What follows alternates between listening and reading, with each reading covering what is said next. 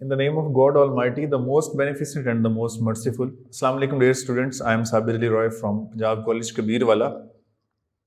Dear students, last lecture में हमने मुस्तफ़ा कमाल का जो चैप्टर है वो स्टार्ट किया था हीरोज़ में से, और हाफ चैप्टर जो है हमने कवर किया था. रिमेनिंग चैप्टर जो है वो इस लेक्चर में डिस्कस किया जाएगा. लेक्चर को स्टार्ट करने से पहले मैं थोड़ा सा प्रीवियस जो है उसको सम अप कर दूं कि मुस्तफ़ा कमाल के बारे में हमने ये पढ़ा था कि जब सल्तनत उस्मानिया का जब दौर चल रहा था उसमें जब जंग हुई थी और तुर्की जो है तुर्की ने साथ दिया था जर्मनी का, और उसके जो इत्तेहादी थे जिनके साथ उनकी जंग हो रही थी उनमें इटली, फ्रांस और दूसरे ममालिक जो हैं वो शामिल थे. और हुआ क्या था, जर्मनी को शिकस्त हो गई थी और उसके साथ साथ जो है तुर्की को भी शिकस्त हुई थी. और शिकस्त की सूरत में क्या हुआ था कि जो मुखालिफ इत्तेहादी ममालिक थे उन्होंने तुर्की पे कब्ज़ा कर लिया था और इसके मुख्तलिफ हिस्सों को तकसीम कर दिया था. और वहाँ पर जो किंग था वो सुल्तान महमद IV था, जो कि मुखालिफ इत्तेहादियों की तरफ से उसको वहाँ पे हुकूमत के लिए भेजा गया था. और उसने क्या किया कि ईस्टर्न अनातोलिया में जो मुहिब्बे वतन, जो बागी लोग इकट्ठे हो गए थे, उनकी एक्टिविटीज़ को ख़त्म करने के लिए उसने मुस्तफ़ा कमाल को वहाँ पे भेजा था. और मुस्तफ़ा कमाल ने जाके उन्हीं जो बागी लोग थे उनकी तंजीम को ज्वाइन कर लिया था. और उस वक्त जो तंजीम का लीडर था वो अली फाउद था, उसको जाके मुस्तफ़ा कमाल मिला था. वहाँ पर उन्होंने मुख्तलिफ इलाकों से लोगों को इकट्ठा किया था और उसके साथ साथ गुरिल्ला वॉर का आगाज़ किया था. गुरिल्ला वॉर का आगाज़ उन्होंने यूनानियों के ख़िलाफ़ किया था, ग्रीक्स के ख़िलाफ़, जिन्होंने अज़मीर और अयादीन के इलाकों पर कब्ज़ा कर रखा था. यहाँ से अब हम आगे उसको कंटिन्यू करते हैं. मुस्तफ़ा कमाल started guerrilla wars. He said that a temporary government should establish in Anatolia to represent Turkey. Sultan ordered him to come back, but Mustafa Kemal refused. हाँ, हमने यहाँ से प्रीवियस लेक्चर में ये बात डिस्कस की थी कि मुस्तफ़ा कमाल ने ये कहा था कि अब हमें अपनी एक टेम्परेरी गवर्नमेंट जो है उसको यहाँ पर बना लेना चाहिए. तो उन्होंने ईस्टर्न अनातोलिया में ही अपनी एक गवर्नमेंट है उसका गवर्नमेंट का आगाज़ किया था. और उसी दौरान किंग ने उसको बुलाकर भेजा था कि आप वापस आ जाओ. तो जो मुस्तफ़ा कमाल था उसने रिफ्यूज़ किया था कि नहीं, मैं वापस नहीं आना चाहता, मैं अपने मुल्क के लोगों के लिए ही काम करना चाहता हूँ. Stalin played another trick and he invited the nationalists to come and establish their government at Constantinople. यहाँ पर एक बहुत चैप्टर में एक बहुत ट्विस्ट है. वो ये है कि जब सुल्तान ने ये देखा कि मुस्तफ़ा कमाल वापस नहीं आ रहा तो उसने एक स्ट्रेटजी बनाई और एक चाल चलने की कोशिश की. उसमें उसने किया क्या था, मुस्तफ़ा कमाल के जो फ्रेंड्स, मुस्तफ़ा कमाल के कंपेनियंस जो वहाँ पर ईस्टर्न अनातोलिया में इकट्ठे हुए थे, उनको सुल्तान महमद ने इनवाइट किया कि वो इस्तांबुल आ जाएं और इस्तांबुल आकर अपनी एक अलहदा गवर्नमेंट जो है यहाँ पर कायम कर लें. उन लोगों को नेशनलिस्ट कहा गया. अब ये बात जो है मतलब बहुत ऑड थी, बहुत स्ट्रेंज है कि एक गवर्नमेंट ऑलरेडी जो वर्क कर रही है और जो कि अलाइज की तरफ से थी, मुखालिफ हुकूमत थी और वो भी इस्तांबुल में थी, इस्तांबुल में दोबारा से एक अलहदा हुकूमत कैसे कायम हो सकती थी. मुस्तफ़ा कमाल इस चाल को समझता था. उसने उन लोगों को कहा कि ये जो है इसकी सुल्तान की चाल है, इसमें नहीं आना चाहिए आप लोगों को, और ऐसा बिल्कुल भी नहीं हो सकता. लेकिन जो नेशनलिस्ट थे वो इस बात को ना समझ सके और वो सब क्या है इस्तांबुल की तरफ चले गए और सुल्तान की चाल में आ गए. सुल्तान ने क्या किया, उनको कहा कि आप यहाँ पे एक टेम्परेरी जो है गवर्नमेंट आप यहाँ पे बना लें, और उनको असेंबली में जगह भी दी और वो वहाँ पर बैठने लग गए. जब ईस्टर्न अनातोलिया से ये नेशनलिस्ट लोग चले गए थे तो उस वक्त मुस्तफ़ा कमाल को एक बहुत अच्छा वक्त मिल गया, क्योंकि उससे पहले मुस्तफ़ा कमाल अगर कोई तकरीर करता था या कोई बात कहता था तो ये नेशनलिस्ट लोग जो है रेजिस्ट करते थे, बात नहीं मानते थे या बातों में अपना मशवरा देते थे कि हमें ऐसे कर लेना चाहिए. अब मुस्तफ़ा कमाल के पास बहुत अच्छा वक्त आ गया था.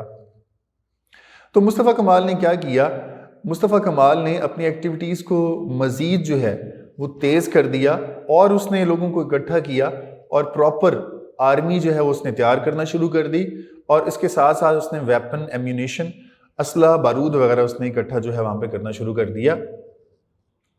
اس نے قریب ہی ایک علاقہ جو کہ باغیوں کے انڈر تھا، وہاں پر اس نے حملہ کیا اور اس علاقے کو آزاد کروا لیا۔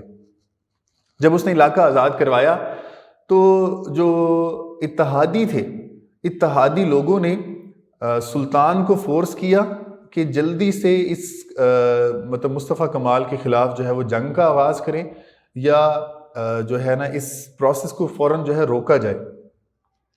تو ہوا کیا، وہاں پر ایک انارکی اور ہلچل کی جو ہے صورتحال پیدا ہو گئی، حتیٰ کہ نیشنلسٹ لوگ جو وہاں پر اکٹھے تھے ان کو بھی جان بچا کر وہاں سے نکلنا پڑا۔ اور کیا ہوا، وہ تمام لوگ وہاں سے بھاگ گئے، اور بھاگ جانے کے بعد وہ انقرہ کے مقام پر مصطفیٰ کمال کو آ کر ملے دوبارہ سے، اور انہوں نے کہا کہ مصطفیٰ کمال کو کہ ہاں وہ بالکل ٹھیک کہہ رہا تھا کہ مصطفیٰ کمال کا طریقہ جو ہے وہ صحیح طریقے سے وہ چل رہا ہے۔ ان لوگوں نے آ کر اس کو کہا کہ اب مطلب جیسا تم کہو گے ہم ویسے ہی چلتے ہیں۔ تو انقرہ کے مقام پر دوبارہ وہ لوگ جو ہیں وہ اکٹھے ہوئے۔ دین کیا ہوا، Turkish grand national assembly in 1922 with Mustafa Kemal as president at Ankara. Ankara کے مقام پر جب یہ لوگ اکٹھے ہوئے تو انہوں نے ایک باقاعدہ اپنی حکومت کا آغاز کیا، اور اس کا نام انہوں نے رکھا ٹرکش گرینڈ نیشنل اسمبلی۔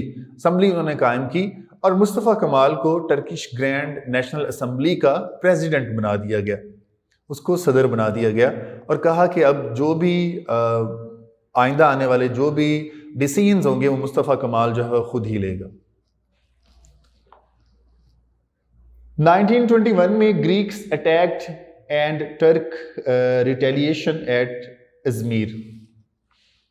پھر کیا ہوا، 1921 میں یونانیوں نے حملہ کر دیا ازمیر کا مقام جو جہاں پہ ان کو مطلب بغاوت کا سامنا کرنا پڑ رہا تھا۔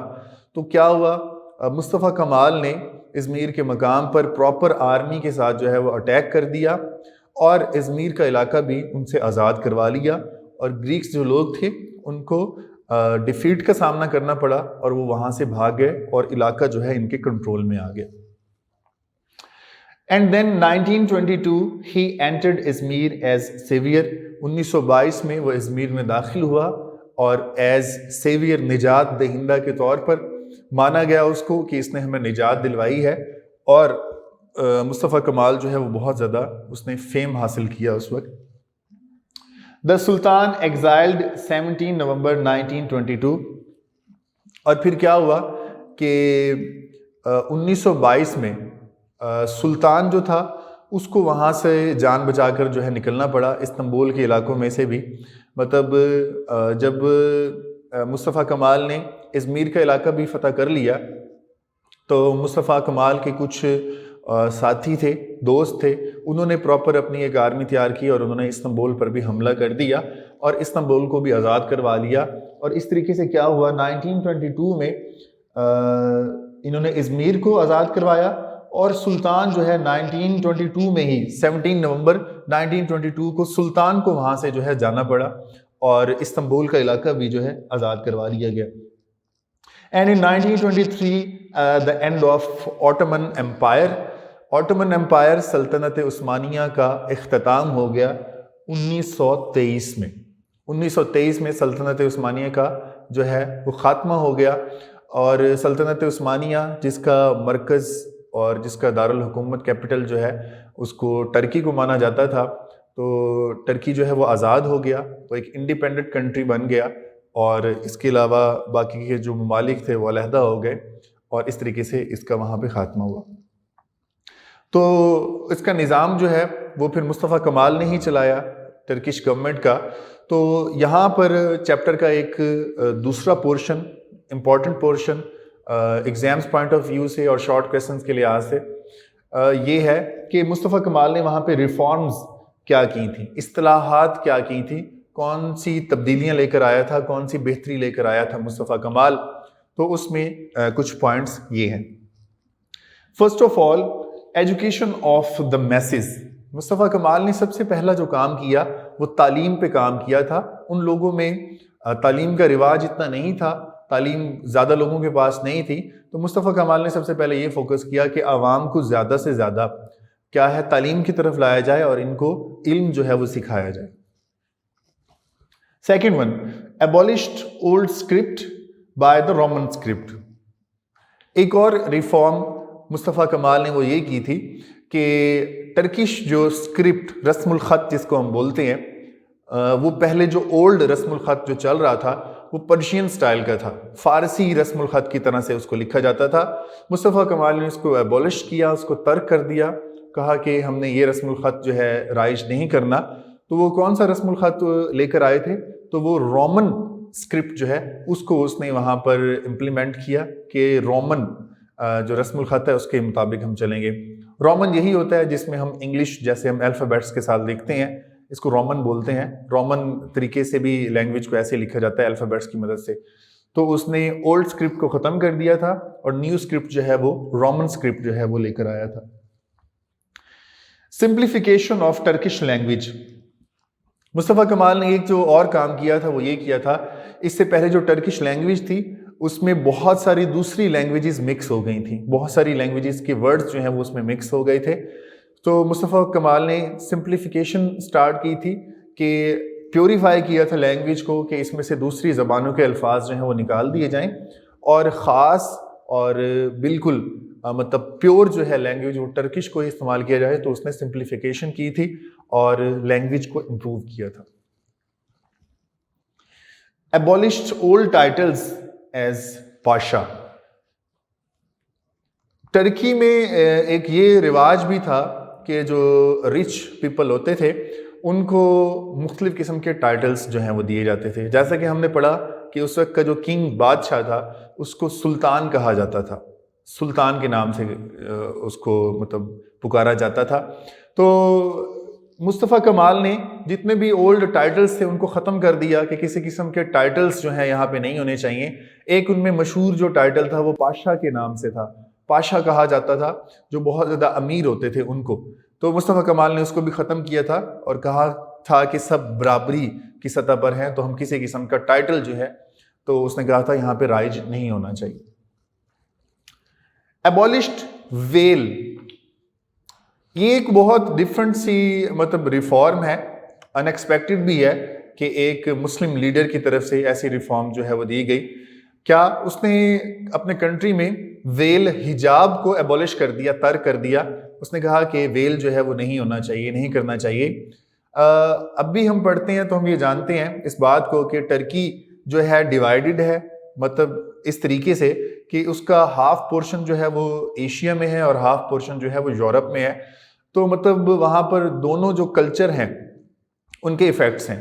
تو مصطفیٰ کمال نے کہا تھا کہ عورتوں کو حجاب جو ہے وہ نہیں کرنا چاہیے، اس کی جگہ پہ اس نے ایک اور جو یورپین ٹائپ کی ایک ہیٹ ہوتی ہے وہ اس نے کہا تھا وہ ان کو کر کے رکھنی چاہیے تاکہ یہ عورتیں جو ہیں وہ مطلب ترقی کی طرف جا سکیں اور ان کو کسی قسم کے مسائل کا جو ہے وہ سامنا نہ کرنا پڑے۔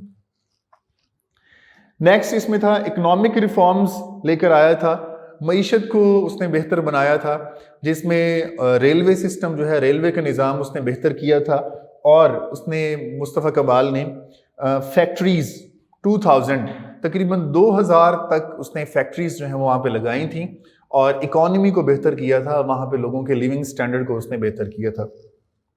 And last yes democratic country اس نے کر دیا تھا، مطلب ڈیموکریسی کو وہ لے کر آیا تھا۔ اس نے در حقیقت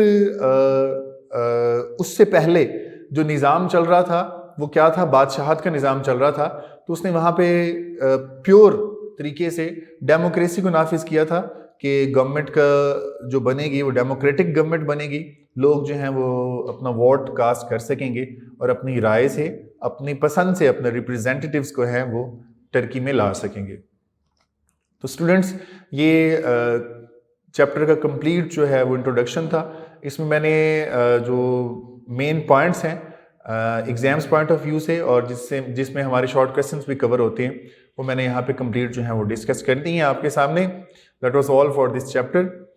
stay blessed and keep in touch for further videos as well. اللہ حافظ۔